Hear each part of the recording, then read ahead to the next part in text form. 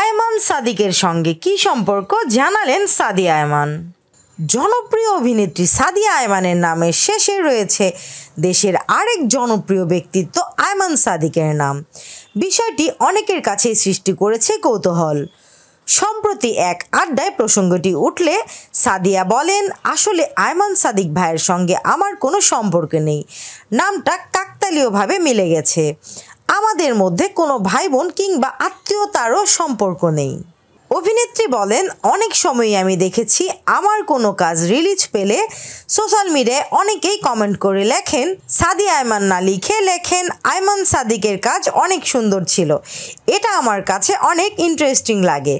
সাদিয়া আরও বলেন, ভাইয়া যেদিন বিয়ে করেন তাদের কাপল ছবি আমাকে ট্যাগ করেন অনেক নেটিজেন, আমাকে এজন্য অনেকে শুভেচ্ছাও জানান।